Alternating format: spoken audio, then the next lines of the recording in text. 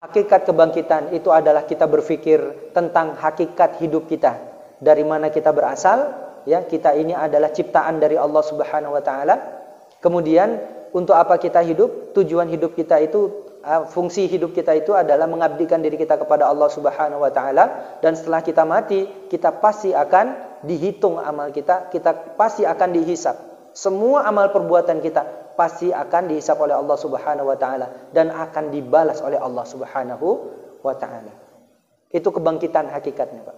Jalan untuk membangkitkan umat adalah mengajak mereka berpikir, atau secara sederhananya itu adalah mengajak mereka, berdakwah kepada mereka agar mereka mau berpikir tentang hakikat kehidupan mereka. Kalau ada orang yang maksiat, kita ajak untuk taat, ya. Kalau ada orang yang sudah taat, kita ajak untuk mengajak orang lain untuk taat juga. Gitu. Jadi Bapak Ibu rahimakumullah, ya. Jadi demikianlah, ya, itu jalan dari kebangkitan itu adalah dengan dakwah. Makanya jangan kita cukup menjadi orang yang soleh, Bapak Ibu. Jangan mencukupkan diri menjadi orang yang soleh. Yang menjadi tugas kita setelah kita menjadi orang yang soleh itu adalah menjadi orang yang muslih. Orang muslih itu adalah orang yang mengajak orang lain supaya soleh, supaya sama-sama taat kepada Allah. Kalau kita taat semua kepada Allah, maka akan terbentuk yang namanya jauh.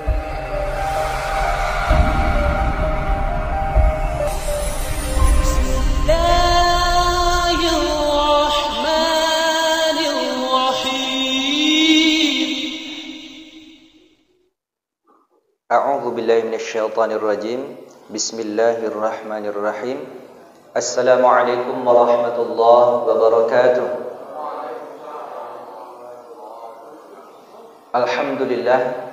Alhamdulillahilladzi arsala rasulahu bil huda wa dinil haqq liyuzhirahu 'alad dini kullih walau karihal kafirun. Ashhadu an la ilaha illallah wahdahu la syarika lah wa ashhadu anna Muhammadan 'abduhu wa rasuluh alladzi la nabiyya wa la rasula ba'dah. Allahumma shalli wa sallim wa barik ala sayyidina Muhammadinil karim wa ala alihi wa ashabihi wa tabi'in wa tabi'it tabi'in wa man tabi'ahum ila yaumiddin. Amma ba'du fa ya ibadallah, usikum wa nafsi bittaqwallah wa ta'atihi la'allakum tuflihun. Qala Allah ta'ala fi kitabihil karim, a'udzu billahi minasy syaithanir rajim. Bismillahirrahmanirrahim. Wa ma khalaqtul jinna wal insa illa liya'budun. Wa qala fi sunnati Rasulillah sallallahu alaihi wasallam, la yu'minu ahadukum hatta yakuna hawahu taba'an lima ji'tu bih. Shadaqallahul azim wa shadaqa rasuluhun nabiyyul karim. Wa nahnu ala dzalika minasyahidin wasyakirin walhamdulillahi rabbil alamin.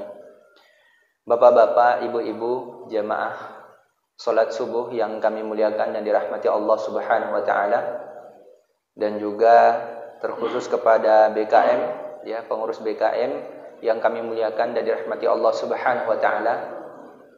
Alhamdulillah, di hari yang subuh yang barokah ini Allah pertemukan kita kembali setelah sebulan yang lalu kita juga bertemu, ya. Alhamdulillah, Allah masih memberikan limpahan nikmat yang begitu besar kepada kita, nikmat kesehatan, nikmat kesempatan, serta yang tidak kalah, bahkan ini yang paling utama itu adalah nikmat iman dan Islam.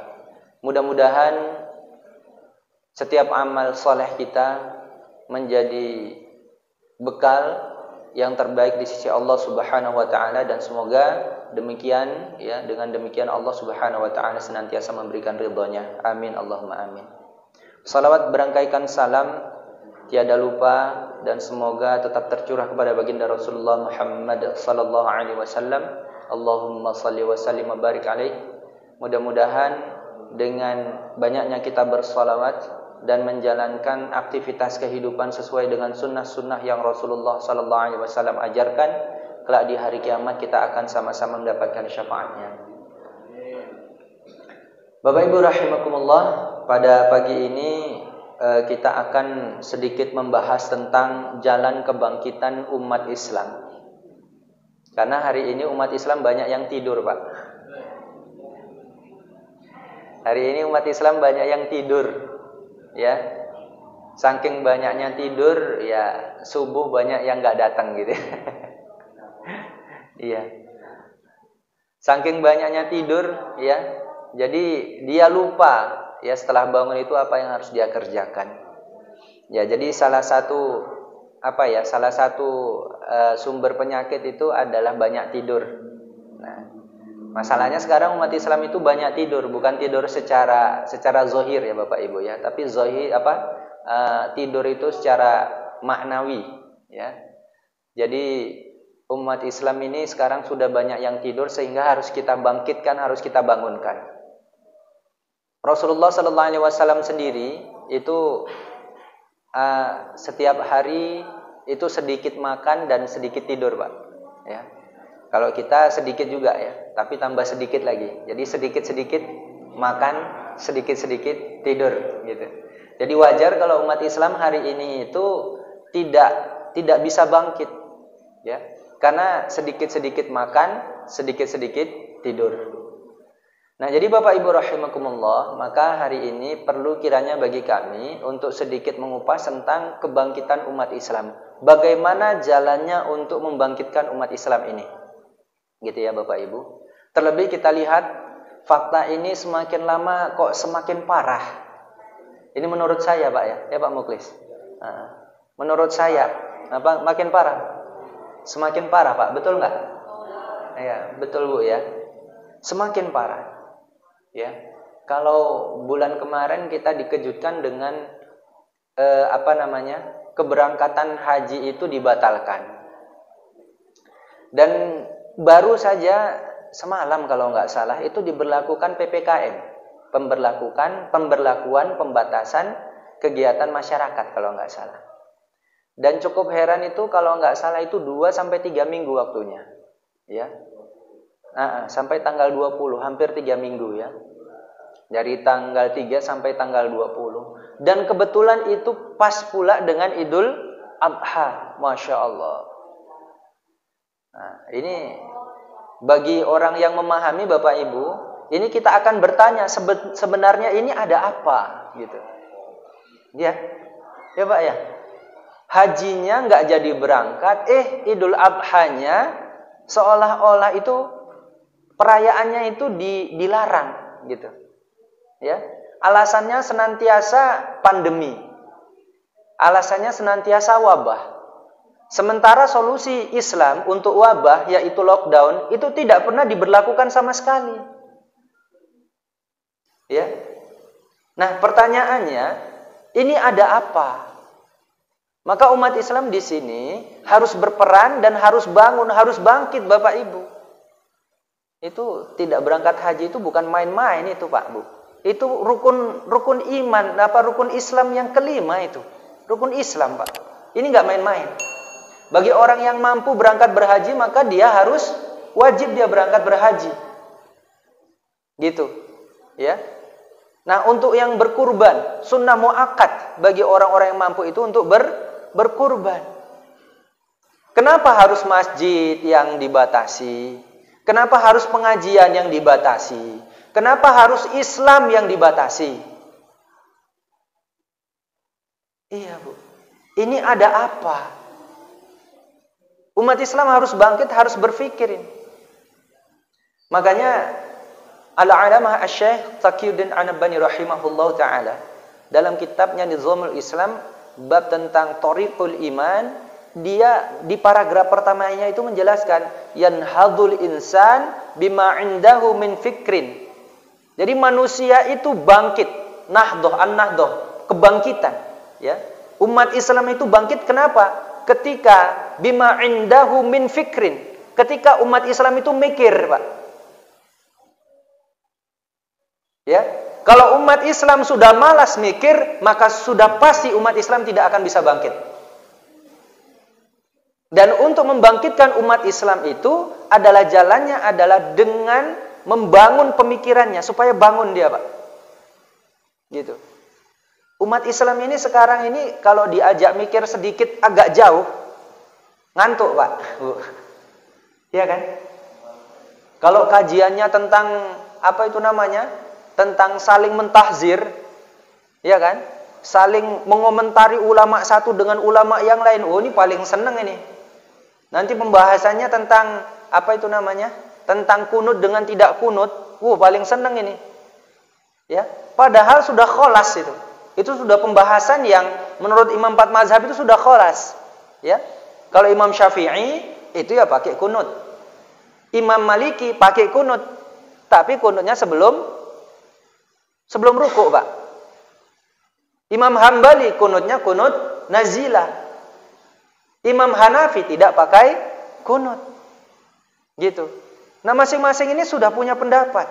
Silahkan mau pakai yang mana. Ketika imamnya pakai Imam Syafi'i, maka makmum wajib pakai Imam Syafi'i. Gitu. Ya. Nah, jadi Bapak Ibu rahimakumullah, kebanyakan umat Islam ini suka kalau pembahasannya itu saling diadu antara satu dengan yang lain. Gitu.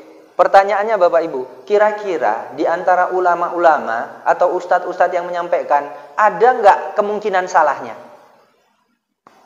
Ada.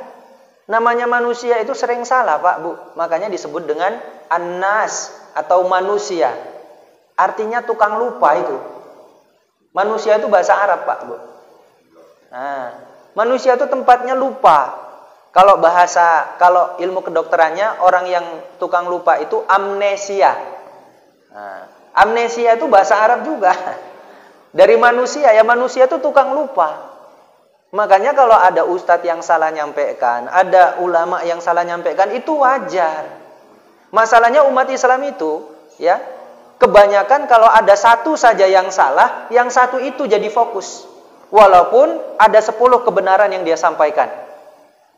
Berbeda dengan Allah, Bapak Ibu. Satu yang benar, sementara 10 yang salah. Allah melihat yang satu yang benar itu, gitu. Gitu ya. Nah, jadi Bapak Ibu rahimakumullah, inilah yang menyebabkan salah satu faktor utama kenapa umat Islam itu mengalami kemunduran. Umat Islam itu sukanya tidur terus. Susah dibangkitkan. Kenapa? Karena umat Islam itu malas mikir. Makanya Syekh Taqiyuddin tadi menjelaskan, yanhadul insan bima indahu min fikrin. Manusia itu akan bangkit ketika dia mau berpikir. Apa yang dipikirkannya? Tentang 3 perkara. Ya. Anil kaun wal hayati wal insan, ya. Wa an alaqatiha jami'iha baina qabla al hayati wa ma ba'daha. Ini ada 3 perkara. Ya. Apa yang dipikirkannya? Alam semesta, manusia, dan kehidupan ini dipikirkan. Dari mana kita berasal? Untuk apa kita hidup di dunia? Dan setelah kita mati itu mau kemana? Apa yang terjadi semuanya ini? Kalau manusia, kalau umat Islam sudah menyadari perkara ini, sudah memahami perkara ini, maka dia akan bangkit, Bapak Ibu. Jadi ukurannya umat Islam itu bisa bangkit itu ketika dia jelas memahami hakikat tujuan hidup dia. Dari mana kita berasal, sehingga kita nggak jadi orang yang sombong, Pak.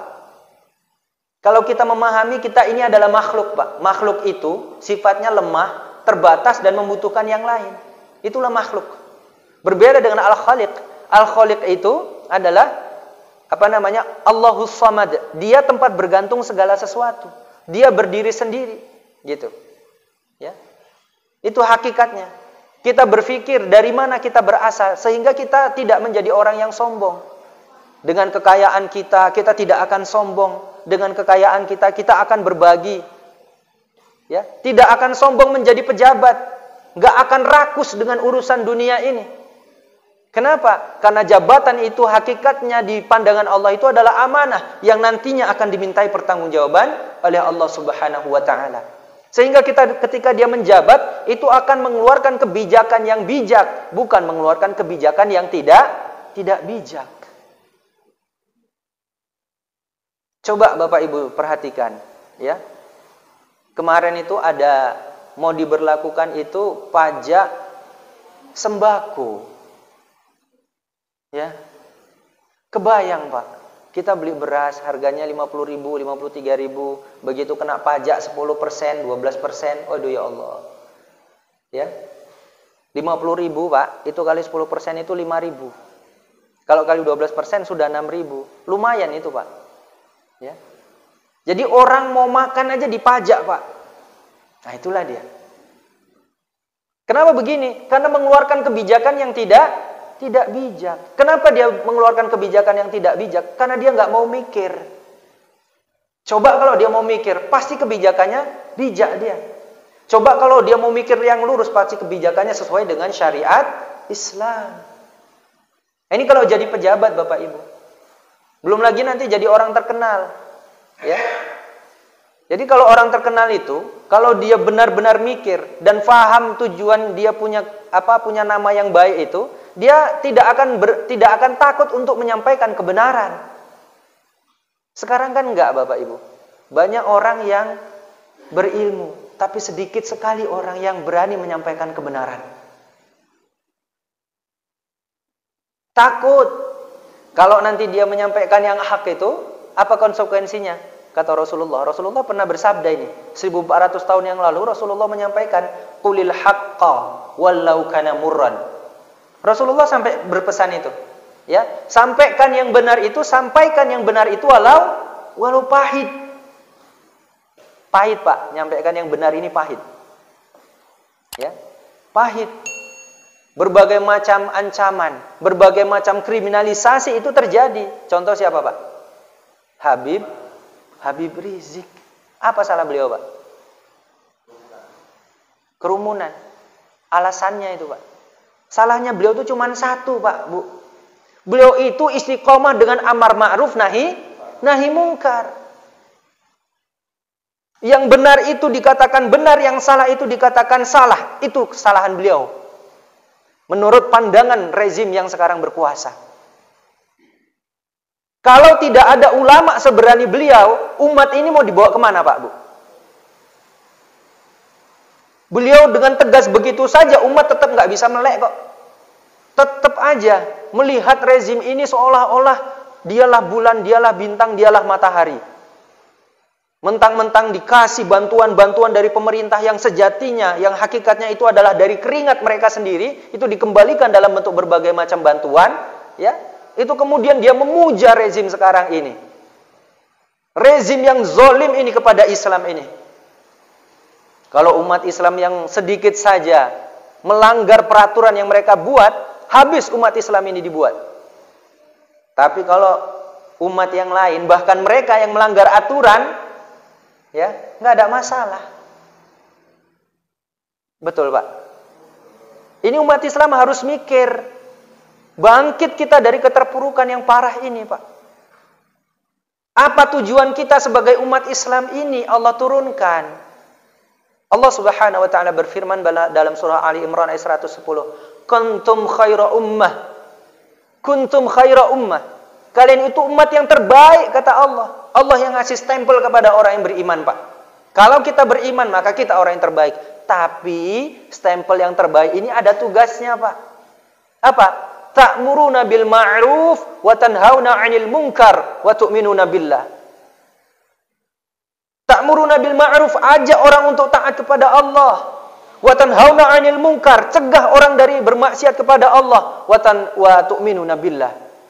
Dan berimanlah kepada Allah. Ini tugas kita, Pak, Bu. Ya. Hakikat tujuan manusia itu diciptakan oleh Allah apa? Dalam surah Az-Zariyat ayat 56, Bismillahirrahmanirrahim, "Wa ma khalaqtul jinna wal insa illa liya'budun." Dan tidaklah aku jadikan jin dan manusia itu kecuali untuk menyembah, mengabdikan diri mereka kepada aku, kata Allah. Jadi tujuan kita ini, Pak, Bu, orang yang beriman, orang Islam ini, ya, tujuannya itu diciptakan oleh Allah, diturunkan di tengah-tengah manusia itu adalah untuk melakukan amar ma'ruf nahi mungkar dan beriman, mengajak orang beriman kepada Allah. Selanjutnya apa? Secara umum manusia diciptakan oleh Allah itu adalah untuk mengabdikan dirinya kepada Allah. Dengan kekayaannya dia bisa mengabdi kepada Allah. Dengan kemiskinannya dia bisa mengabdi kepada Allah. Dengan ketenarannya dia mengabdi kepada Allah. Dengan keilmuannya dia mengabdi kepada Allah. Dengan semua yang dia miliki dia mengabdi kepada Allah. Itu tujuan kita, Pak, Bu. Bukan mencari kekayaan. Dunia ini, kata Rasulullah, hanya tempat persinggahan, Pak, Bu. Nggak lebih. Makanya janganlah kita cenderung kepada dunia ini. Ya. Jangan cenderung kepada dunia ini. Hakikat dunia ini cuma dua, Pak, Bu. Hakikat dunia ini. Kalau bukan dunia yang meninggalkan kita, maka sudah pasti kita yang akan meninggalkan dunia. Ya. Jadi Bapak Ibu rahimakumullah, umat Islam ini bangkit ketika mereka faham tujuan hidupnya. Dan untuk itu mereka harus mikir. Mikir, Pak. Ya. Ini umat Islam ngaji sebentar saja. Wah, ya Allah. Ya, Pak. Ngaji sebentar saja. Subuh paling lama 2 jam. Ya kan, Pak, Bu? Itu pun banyak umat Islam yang tidak mau mendengarkan kajian-kajian. Bukannya lama kali. Sudahlah datang ke pengajian itu Bapak Ibu, itu Allah akan mengirimkan 40.000 sampai 70.000 malaikat mendoakan orang yang ngaji, Pak. Mudah-mudahan kita termasuk orang-orang yang didoakan dan diijabah doa kita, Pak. Amin. 70.000 malaikat, bukan 70.000 manusia, Pak. 70.000 itu kira-kira banyak atau enggak, Pak? Banyak kali. Banyak ya, Bu? Banyak. Yang doakan malaikat, Bu, bukan surya. Kalau surya masih banyak doa, banyak dosa. Ya. Doanya belum tentu diijabah, tapi kalau malaikat, Masya Allah. Masya Allah. Nah, jadi Bapak Ibu rahimakumullah, jalan untuk membangkitkan umat Islam itu adalah mengajak mereka supaya berpikir hakikat tujuan hidupnya. Salat untuk apa? Salat itu adalah bagian dari mengabdikan diri kita kepada Allah. Gitu. Salat itu bukan ukuran, Pak. Ya. Ketaatan seseorang itu bukan hanya diukur dari salat. Salat itu bagian dari ketaatan. Gitu. Jadi jangan kemudian kita melihat saudara kita mungkin dia sudah salat tapi mungkin belum bisa menjaga ketaatannya, itu kita nasihati. Jangan kita gunjing. Gitu ya. Nah, Bapak Ibu rahimakumullah, selanjutnya ya, selain dari kita memahami, berpikir kita hakikat dari mana kita berasal, yakni kita adalah makhluk Allah yang diciptakan olehnya, ya. Tujuan hidup kita itu adalah mengabdikan diri kita kepada Allah Subhanahu wa taala, dan nanti setelah kita mati mau kemana? Kita pasti mati nggak, Pak? Pasti. Apakah orang yang kafir, apakah orang munafik itu tidak akan mati? Mati semua, Pak. Musa berhadapan dengan Fir'aun yang begitu gagah, usianya ratusan tahun, Pak. Fir'aun. Mati Fir'aun. Raja Namrud, kekuasaannya luar biasa, orangnya kuat, mati. Gara-gara nyamuk aja ya. Raja Namrud itu bukan hebat-hebat kali matinya. Ya. Apakah penguasa sekarang itu nggak akan mati, Pak? Mati. Ya, ada seorang buzzer itu. Ya, ada seorang yang menghina Habib Rizik. Mereka buat demo, dia yang jadi koordinatornya, siapa namanya? Mati, Pak. Allah. Lalu apa yang mau kita banggakan dengan dunia ini, Pak? Apa yang mau kita banggakan? Semua ini bakalan kita tinggal, Pak.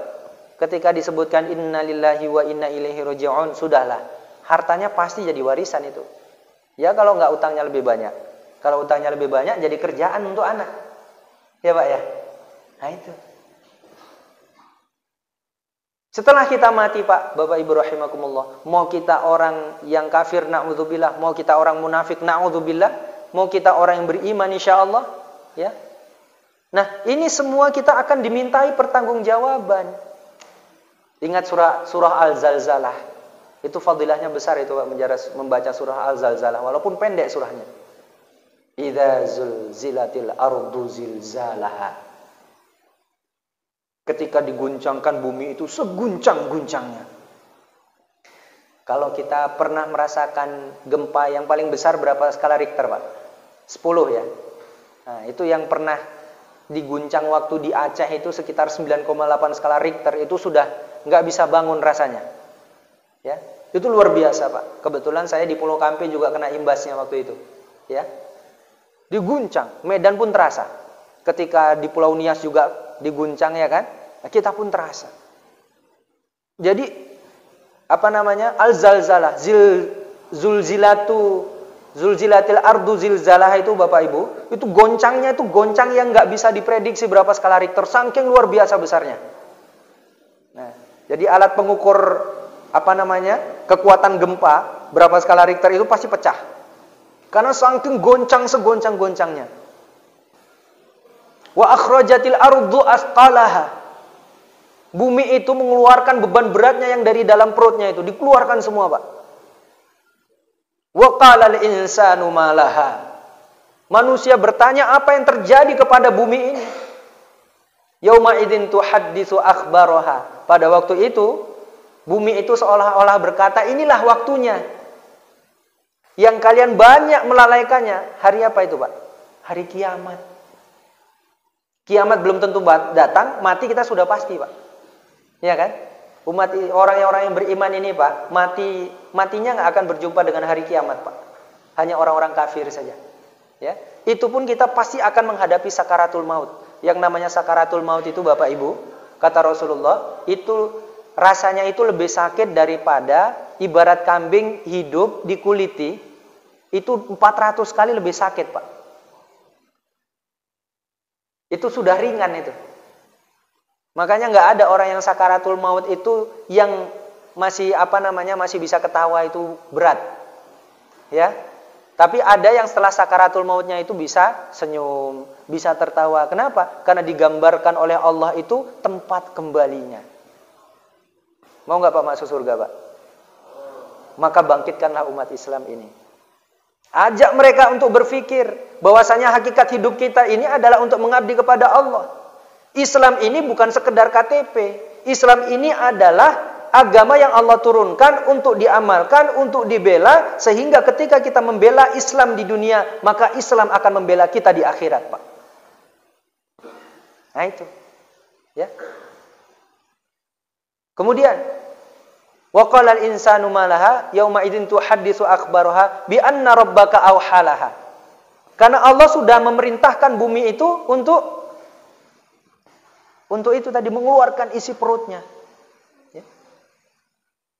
Yauma idzin yasdurun nasu ashtatan liyuraw a'malahum. Pada waktu itu manusia itu akan dibangkitkan dan semua akan mengetahui balasan atas semua perbuatannya, Pak. Maka, Pak, kalau di dunia ini ada orang zolim menjadi penguasa, Pak, maka di hari kiamat dia akan melihat balasan atas kezolimannya selama di dunia. Gara-gara haji nggak jadi berangkat, Pak. Berapa kuotanya, Pak, tahun ini kalau nggak salah? 10.000, ya? 230.000 ya, Pak, ya? Kuotanya sebesar itu nggak jadi berangkat haji, Pak. Orang sudah berharap, belum tentu tahun depan dia akan menghirup udara segar lagi, kan? Kan kebanyakan yang mau berangkat haji itu kan sudah tua, Bapak Ibu. Sudah tua. Ngumpulkannya bukan sehari 2 hari kayak pejabat. Pejabat kayak komisaris BUMN, gajinya sebulan 1 miliar, Pak. Mau bolak-balik dia 1 bulan itu mau bolak-balik ke Mekah sana masih belum terasa sama dia. Ini orang-orang di kampung kayak kita, ngumpulkannya 100.000 sebulan, ya, 200.000 sebulan, dikumpul sampai berapa puluh tahun, sudah terkumpul, kemudian disetor, sudah disetor, nggak jadi berangkat haji. Bukan sebentar nunggunya, Bapak Ibu. Ada yang dulu 10 tahun, jadi 11, 12, 13, sekarang tak berapa tahun lagi kita nggak tahu. Begitu sudah mau berangkat, nggak jadi, Pak. Nanti penguasa itu, mulai dari jajarannya tertinggi sampai jajaran terendah, ya, sak menteri agama, sak semua pejabat-pejabatnya itu nanti akan diperlihatkan oleh Allah semua balasan atas kezalimannya. Ngeri, Pak. Saya bersyukur hidup ini 2 kali, Pak. Hidup dunia dengan hidup di akhirat. Kehidupan kan 2 kali, Pak. Setelah kita mati, di akhirat kita akan dibangkitkan kembali. Ya. Hari ini kita nggak akan mendapatkan keadilan di dunia. Tapi yakinlah, Kita akan mendapatkan keadilan yang seadil-adilnya di hadapan Allah Subhanahu wa taala. Hakim yang maha kuasa, hakim yang maha kaya, hakim yang tidak bisa disogok dengan apapun karena dia maha segala-galanya. Makanya Pak, waktu Habib Rizik divonis 4 tahun, dia salami hakimnya, dia bilang sampai jumpa di pengadilan akhirat. Kalau bagi saya itu Pak, kalau bagi saya itu bukan ucapan main-main itu Pak. Bukan main-main itu. Ya. Bukan main-main itu ucapannya itu. Ya. Jadi Bapak Ibu rahimakumullah. Selanjutnya apa? Faman ya'mal mithqala dzarratin khairan yarah. Siapa yang melakukan kebaikan, mengajak orang pada ketaatan misalnya ya, walaupun sebesar biji zarrah, Allah akan memperlihatkan balasannya. Wa may ya'mal mithqala dzarratin syarran yarah. Barang siapa yang menjalankan keburukan walaupun sebesar biji zarrah, Allah pasti akan memperlihatkan balasannya. Inilah hakikat hidup kita, Pak. Ya, hakikat hidup kita. Jadi jalan membangkitkan umat Islam itu adalah mengajak mereka itu berpikir. Mengajak itu disebut dengan dakwah, Pak. Dakwah. Kalau saya Pak, Bapak undang, sudah ada jamaahnya. Ini bukan dakwah Pak. Ini bagian dari dakwah, tapi dakwah bukan seperti ini. Dakwah itu mengajak orang untuk taat. Dakwah datang dari rumah ke rumah, ya. Datang ke rumah tetangga, datang ke rumah saudara, ngajak yang belum sholat diajak sholat, yang sudah sholat di rumah diajak ke masjid, yang sudah ke masjid diajak ngaji, begitu. Nah itu dakwah. Ya. Kalau saya ini ceramah Pak, Bu. Orang yang sudah mau ke masjid, orang yang sudah mau ngaji, saya isi. Kalau saya ini udah tinggal makan aja istilahnya nih Pak. Tapi kalau dakwah tidak begini. Dakwah itu konsekuensi itu 2. Kalau tidak ditolak, diterima. Penolakan yang paling berat itu Pak, yang cukup ringan itu adalah kita dakwahi dia, itu nggak ada responnya. Kita ajak sholat, ya diem, gitu ya. Kita ajak ke masjid, diem, itu paling ringan itu. Ada penolakan yang agak berat sedikit, gitu. Ya, apa dia bilang? Misalnya ngajak sholat, misalnya kan ke masjid, gitu. Tapi masih menyerang kita, gitu. Sholat ke masjid, tapi sama tetangga kurang bagus, gitu kan? Nah itu kalimat yang dia itu menolak, tapi dengan cara yang agak kasar sedikit. Nah kalau dakwah kepada penguasa lebih berat Pak, kayak Habib Rizik. Ya, kayak Habib Rizik itu dakwah kepada penguasa. Ya, pahit sama beliau itu. Ya kan? Rekeningnya diblokir. Terus apa lagi Pak? Organisasinya dibubarkan, dianggap organisasi terlarang. Nah, pesantrennya ditutup. Ya. Nah, apa lagi? Pengurus-pengurus dari organisasinya dimasukkan ke penjara. Tapi Pak, Allah itu maha adil. Allah maha adil Pak. Ya, nanti di hari kiamat kita akan berjumpa dengan rezim. Kita akan berjumpa dengan penguasa-penguasa yang zalim sekarang, dan di hari itu tidak ada lagi manfaat. La yanfa'u malun wala banun. Hari itu tidak akan bermanfaat harta, hari itu tidak akan bermanfaat keluarga, itu nggak akan ada manfaatnya. Ketenaran itu nggak akan ada manfaatnya. Dan barang siapa yang mereka mendukung kezaliman, maka mereka akan dibangkitkan dengan orang-orang yang zalim, Pak. Akan dibangkitkan dan akan dikumpulkan dengan orang-orang yang zalim. Ada hadis sahih, saya lupa riwayatnya. Rasulullah SAW bersabda, yang lebih kurang artinya adalah, barang siapa yang mendukung kezaliman, maka aku bukan bagian dari mereka dan mereka bukan bagian dariku. Itu kata Rasulullah. Ya Pak ya. Jadi kalau kita itu bukan bagian dari Rasulullah dan Rasulullah bukan bagian dari kita, kira-kira kemana masuknya Pak? Sudah pasti ke neraka, Bu. Ya, itu yang kita khawatirkan. Bapak Ibu rahimakumullah. Jadi hakikat kebangkitan itu adalah kita berpikir tentang hakikat hidup kita. Dari mana kita berasal, ya, kita ini adalah ciptaan dari Allah Subhanahu wa taala.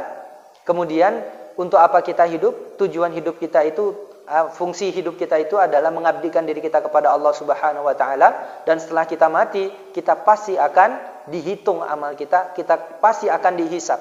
Semua amal perbuatan kita pasti akan dihisap oleh Allah Subhanahu wa taala dan akan dibalas oleh Allah Subhanahu wa taala. Itu kebangkitan hakikatnya, Pak. Jalan untuk membangkitkan umat adalah mengajak mereka berpikir, atau secara sederhananya itu adalah mengajak mereka, berdakwah kepada mereka agar mereka mau berpikir tentang hakikat kehidupan mereka. Kalau ada orang yang maksiat, kita ajak untuk taat, ya. Kalau ada orang yang sudah taat, kita ajak untuk mengajak orang lain untuk taat juga, gitu. Jadi Bapak Ibu rahimakumullah, ya. Jadi demikianlah, ya, itu jalan dari kebangkitan itu adalah dengan dakwah. Makanya jangan kita cukup menjadi orang yang soleh, Bapak Ibu. Jangan mencukupkan diri menjadi orang yang soleh. Yang menjadi tugas kita setelah kita menjadi orang yang soleh, itu adalah menjadi orang yang muslih. Orang muslih itu adalah orang yang mengajak orang lain supaya soleh, supaya sama-sama taat kepada Allah. Kalau kita taat semua kepada Allah, maka akan terbentuk yang namanya jaul imani, ya. Suasana iman itu akan terbentuk, ya. Kita akan diberikan oleh Allah itu, diturunkan kepada kita itu pemimpin-pemimpin yang adil, pemimpin-pemimpin yang amanah, bukan seperti sekarang sudah berkhianat, pembohong, ya, zolim pula. Sudah zolim, memaksa lagi. Nah, ini zaman sekarang ini, ya. Allah Subhanahu wa taala berfirman dalam surah Al-A'raf ayat 96. A'udzu billahi minasyaitonir rajim. Walau anna ahlal qura amanu wattaqau la fatahna 'alaihim barakatim minas sama'i wal ard walakin kadzdzabu fa akhadnahum bima kanu yaksibun. Seandainya penduduk negeri-negeri itu beriman dan bertakwa kepada Allah, maka Allah akan menurunkan barokahnya dari atas langit dan dari bawah bumi. Namun sayangnya banyak manusia yang mendustakan ayat-ayat Allah, sehingga Allah pun memberikan hukuman atas apa yang telah mereka kerjakan, atas kelalaian yang sudah mereka kerjakan. Jadi Bapak Ibu rahimakumullah, jalan kebangkitan umat Islam itu adalah dengan mengajak mereka berpikir atau berdakwah kepada umat Islam. Jadi umat Islam ini, Pak, perlu didakwahi. Banyak di antara umat Islam ini yang tidak mengenal Islam. Betul nggak, Pak? Iya. Jadi banyak di antara umat Islam ini yang tidak mengenal Islam. Kita pernah bertanya kepada jamaah, apa itu Islam? Kebanyakan jamaah tidak tahu jawabannya. Wajar kalau banyak umat Islam yang ketika Islam dihina, mereka tidak mau membela. Ketika ulamanya dikriminalisasi, mereka diam 1000 bahasa. Dan ketika syariahnya, ya, ketika syariahnya itu jadi bual-bualan, mereka hanya diam saja. Kenapa? Karena mereka tidak mengenal Islam. Perumpamaannya begini, Pak. Orang yang kenal, orang yang tidak kenal dengan orang yang membenci, kira-kira sikapnya sama atau enggak, Pak? Enggak sama. Kira-kira, Pak, kalau Bapak belum pernah melihat saya, belum pernah mengenal saya, ketika saya kecelakaan di depan Bapak, kira-kira gimana? Ya, dianggap, oh, ada yang kecelakaan gitu paling banter nengok, kemudian bantu pun sekedarnya saja. Tapi kalau bapak-bapak, ibu-ibu itu mengenal saya, kemudian saya kecelakaan, ya, apa yang dilakukan? Oh, ini Surya gitu, ya kan? Nah, kemudian kita akan sibuk membantu dia supaya dia bisa sembuh. Kita antar ke rumah sakit, kita telepon keluarganya, bahkan kita jenguk, kita jaga bahkan supaya ya Surya tadi bisa segera sembuh. Begitu. Itu kalau kita kenal. Kalau kita tidak kenal, kalaupun membantu sekedar saja. Kalau kita benci, ya kayak buzzer-buzzer itulah. Ya.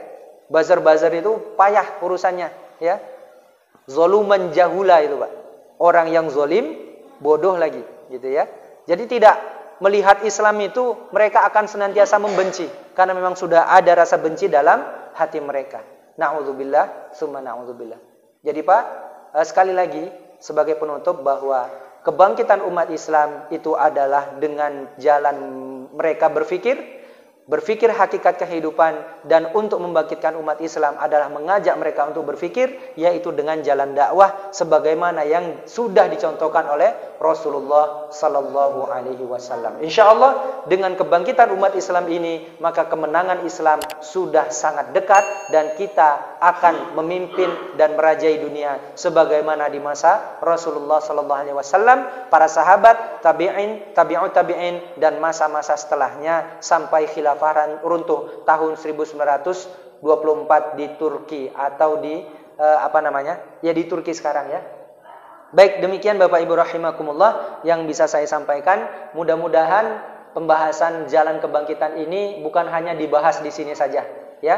Jadi kemarin saya sudah pernah menawarkan halakoh ya, kajian-kajian itu lebih rutin Bapak Ibu ya. Insyaallah di situ kita akan membahas Islam itu mulai dari akar sampai ke buah. Kalau pengajian-pengajian saat ini paling kita banter itu paling lama 1 jam, tapi kalau itu kita pakai alur dan seterusnya, insya Allah kita akan lebih paham. Nah, Bapak Ibu rahimakumullah, kita juga berharap ya, mudah-mudahan saudara-saudara kita yang mendahului kita, ya semoga Allah Subhanahu Wa Taala menerima amal-amal solehnya, termasuk bapak kita ya atau saudara kita yaitu Bapak Pak Indra ya. Nah, mudah-mudahan beliau ditempatkan di tempat sebaik-baiknya, di tempat yaitu Raudhatum min Riyadil Jannah. Kemudian sahabat-sahabat kita mungkin yang jamaah masjid juga yang sudah mendahului kita, mudah-mudahan amal solehnya diterima oleh Allah Subhanahu wa taala. Ala hadhihi niyyah wa kullu niyatin salihah wa ila hadratin nabiyil mustafa Muhammadir Rasulillah sallallahu alaihi wasallam. Al-Fatihah. A'udzu billahi minasyaitonir rajim. Bismillahirrahmanirrahim. Alhamdulillahirabbil alamin arrahmanir rahim maliki yaumiddin. Iyyaka na'budu wa iyyaka nasta'in. Ihdinas siratal mustaqim. Siratal ladzina an'amta 'alaihim ghairil maghdubi 'alaihim waladdallin. Amin. Demikian Bapak Ibu rahimakumullah. Ila liqa ma'as salamah billahi taufiq wal hidayah. Assalamualaikum warahmatullahi wabarakatuh.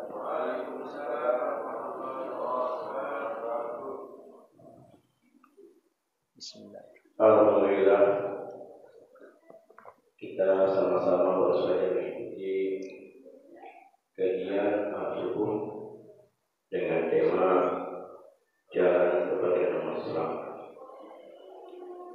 Bagi Bapak Ibu yang ingin mempertajam dengan pertanyaan, kita buka termin mungkin sekitar 5 hingga 10 menit. Bila masih ada yang bertanya tentang tema kita hari ini.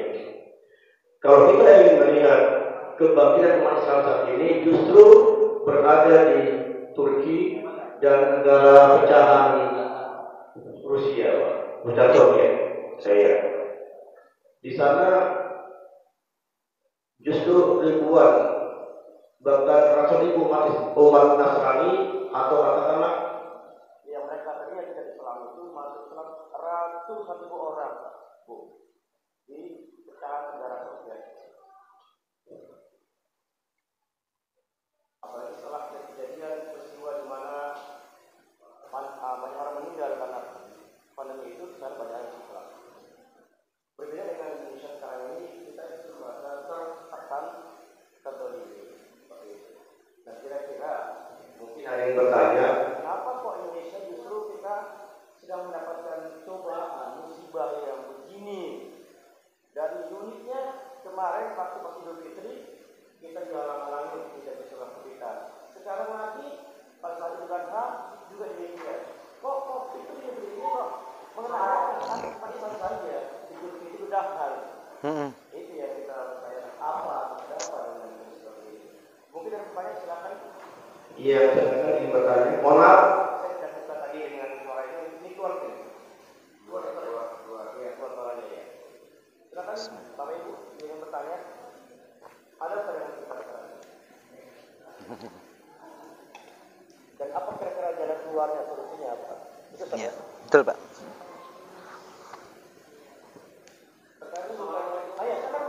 Ya, ya Pak. Waalaikumsalam. Ini Pak, ada Pak. Ya, silakan. Perlu begini? Pada saat ini adalah bahwa kita akan melakukan ibadah. Apabila saya sudah mengunasi, jangan tadi dia yang beribadah. Iya Iya Pak. Iya Pak.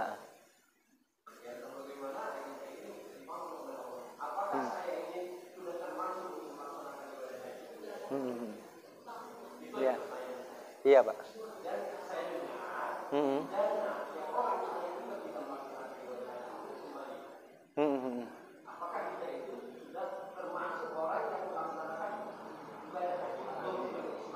Iya ya, insyaallah. Ya, sama-sama Pak. Jelas ya Bu ya, pertanyaannya ya, jelas ya. Ya. Baik, jadi pertanyaannya adalah ketika kita mau berangkat haji, kita sudah memenuhi biayanya, ya Pak ya. Tapi kita satu dan lain hal itu nggak bisa berangkat ya. Dan faktornya itu bukan karena dari kita. Pertanyaannya itu apakah kita sudah dihitung berangkat berhaji? Ya kalau menurut ilmu fikih ya, secara fikihnya itu maka insya Allah niatnya sudah sampai. Gitu Pak. Cuman secara hukum fikih, maka ketika kita meninggal ya, ketika ada kesempatan untuk berangkat berhaji, maka ini harus digantikan oleh orang yang dulunya sudah pernah berangkat berhaji, gitu. Oleh ahli warisnya, ya, misalnya begitu ya, dan seterusnya. Itu secara fikihnya, Pak. Iya, gitu, Pak. Gitu ya. Jadi insya Allah seperti itu, ya.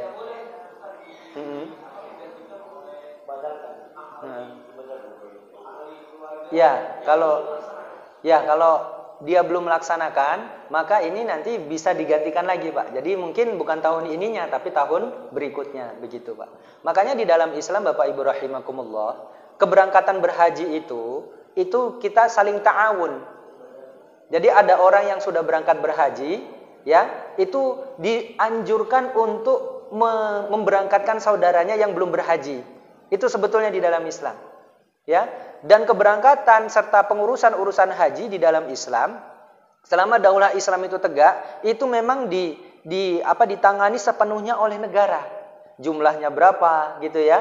Bukan seperti sekarang ini Bapak Ibu. Bahkan swasta juga diberikan kesempatan untuk kemudian mengelola urusan haji tadi gitu. Kalau di dalam Islam itu nanti nggak ada haji plus gitu, tidak ada. Di masa Islam Bapak Ibu. Karena memang tidak ada orang yang istimewa. Di mata Allah orang yang berangkat berhaji itu semua dianggap sama. Gitu. Ya. Jadi seperti itu Pak ya. Jadi nanti bisa dibadalkan oleh orang harta haji itu digunakan oleh orang yang belum berangkat berhaji, kemudian tetap harus dibadalkan lagi gitu. Itu fikih sunnahnya seperti itu. Allahu a'lam. Iya, sama-sama Pak. Yang lain tentang kebangkitan? Mungkin saya sedikit Oh iya Pak, silakan Pak. Menyambung sedikit tentang dari Ustaz. Hamba Allah katakanlah misalnya Pak Amir, dia sudah lunasi untuk berangkat, katakan tahun ini, tapi karena suatu hal akan berangkat. Kemudian meninggal, maka tahun depan itu saudara tadi katakanlah misalkan kewarisnya. Dan berangkatlah anaknya. Sementara anaknya belum berhaji. Iya, Pak. Itu bisa masuk dikategorikan badal haji atau gimana? Badal haji ya Pak ya. Iya. Jadi mungkin kalau penjelasan tentang haji ini Bapak Ibu, kita butuh pembahasannya itu dari A sampai Z. Ya, jadi mungkin nanti insya Allah tentang masalah ibadah haji itu akan ada pertemuan tersendiri, gitu ya Bapak Ibu ya. Nah, seperti itu. Namun yang jelas, ketika ibadah haji ini pengurusannya diberikan amanahnya kepada satu orang atau satu lembaga, ketika dia menyengaja tidak memberangkatkan jamaahnya, maka dosa tidak berhaji itu berapa banyak orang yang tidak jadi berangkat haji, dosanya akan ditanggung oleh yang tidak memberangkatkan tadi, Pak. Bukan yang mau berangkat ya, tapi yang memberangkatkan, yang diamanahkan untuk mengurusi urusan haji tadi. Bisa kebayang Pak, dosa misalnya 10.000 orang saja Pak, ditanggung oleh Kementerian Agama berikut dengan presidennya dan seterusnya. Itu gimana Pak pertanggungjawabannya? Nah, ini bukan urusan main-main Pak, na'udzubillah. Na'udzubillah lah. Pemerintah, iya, iya. Surat yang terbaru itu Pak, setelah pernyataan dari Kementerian Agama itu ada surat klarifikasi dari dari Arab Saudi, bahwasanya Arab Saudi masih membuka pintu itu. Cuman sebelum surat pernyataan itu dikeluarkan sudah dibatalkan terlebih dahulu. Itu yang saya pahami.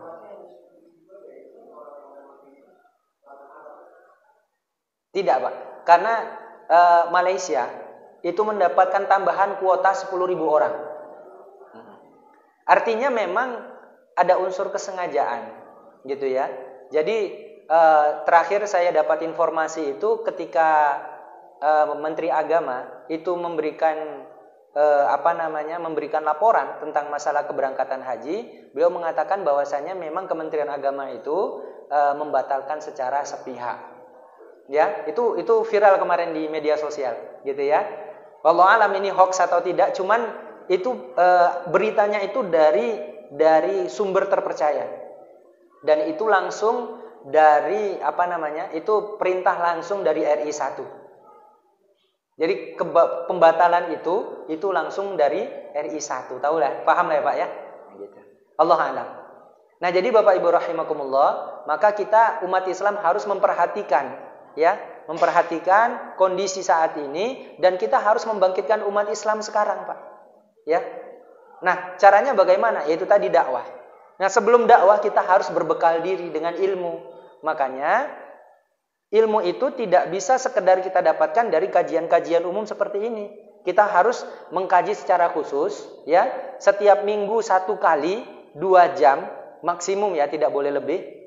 Kemudian kita membahas Islam itu mulai dari akar sampai ke buahnya. Insya Allah dengan begitu pemikiran kita itu akan bangkit. Banyak syariah Islam ini yang tidak kita pahami. Contoh masalah haji saja tadi, itu banyak yang tidak kita pahami Pak. Gitu ya, dan seterusnya. Allah a'lam. Ada lagi Pak? Kalau nggak ada cukup Pak. Iya. Iya, ya jelas dengan tidak pernah. Haji ini Pak, itu ada 8